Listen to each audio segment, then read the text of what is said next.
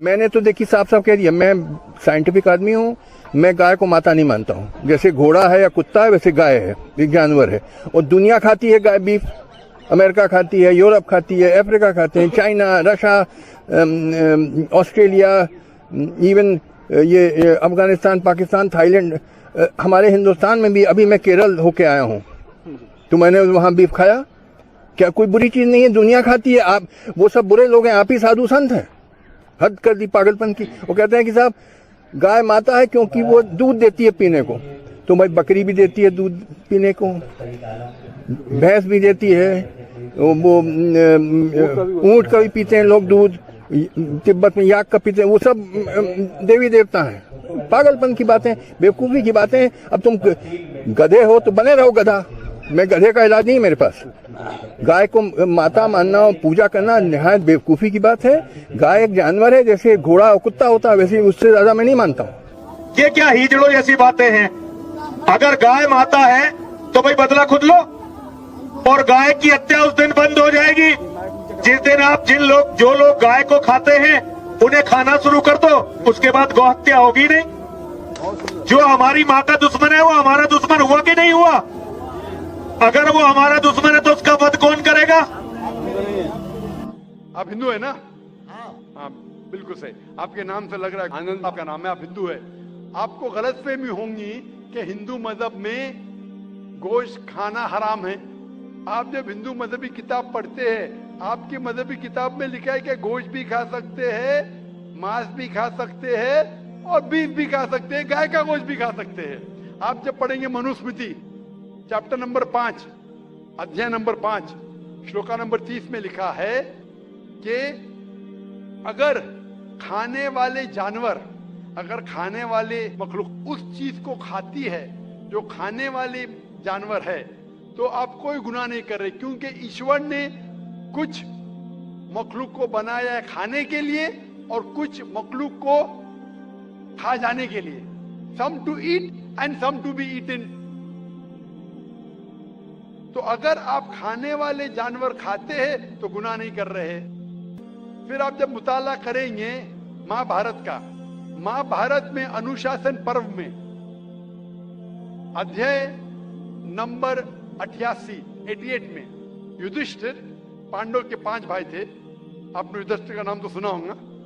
युधिष्ठिर जो पांडव के 5 भाई थे, युधिष्ठिर पांडव में सबसे बड़ा भाई था। वो पूछता है भीष्म से कि हम यज्ञ में, पूजा में क्या खाना दे ताकि हमारे परदादा खुश होंगे। तो भीष्म कहता है अगर हम यज्ञ में, पूजा में चावल, बार्ली, सेब, भाजी पाला देंगे तो हमारे परदादा 1 महीने के लिए संतुष्ट रहेंगे। अगर हम मछली देंगे तो 2 महीने के लिए, अगर गोश्त देंगे 3 महीने के लिए, अगर खरगोश देंगे तो 4 महीने के लिए, अगर बकरी देंगे तो 5 महीने के लिए, अगर सुअर देंगे तो 6 महीने के लिए, अगर परिंदा देंगे तो 7 महीने के लिए, अगर हिरन देंगे तो 8 महीने के लिए, अगर बैल देंगे तो 11 महीने के लिए, अगर गाय देंगे तो पूरे 1 साल के लिए हमारे परदादा संतुष्ट रहेंगे। 1 साल।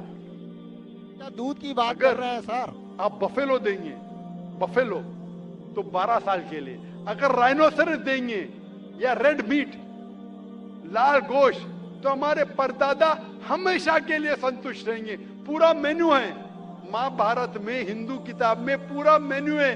क्या चाहते हैं? भाजी पाला, मछली, गोश्त, खरगोश, हिरन, बीफ, बड़े का छोटे का सब है। आप अगर वेद पढ़ेंगे, वेद में भी लिखा है कि संत और साधु गोश्त खाते थे, गाय का गोश्त भी खाते थे। फिर आप क्यों कहते हैं कि गोश्त खाना हराम है?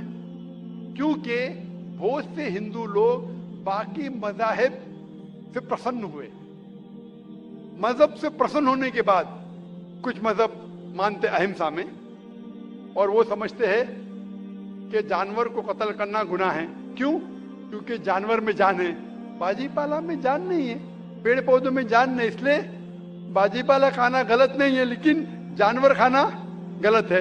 आज साइंस तरक्की कर चुका है और हम जानते हैं कि पेड़ पौधों में भी जान है।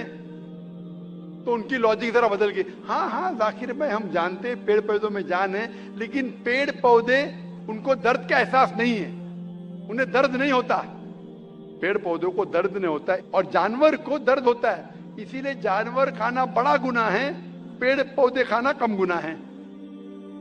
आज साइंस फिर से तरक्की कर चुका है। तरक्की करने के बाद साइंस ये कहती है कि पेड़ पौधों को भी दर्द होता है, लेकिन उनकी दर्द की आवाज आपको सुनाई नहीं देती। हम इंसान सिर्फ 20 साइकिल्स और 20,000 साइकिल्स के दरमियान फ्रीक्वेंसी में सुन सकते, इसके नीचे इसके ऊपर नहीं सुन सकते। वो चीखते हैं लेकिन हमें उनकी आवाज सुनाई नहीं देती।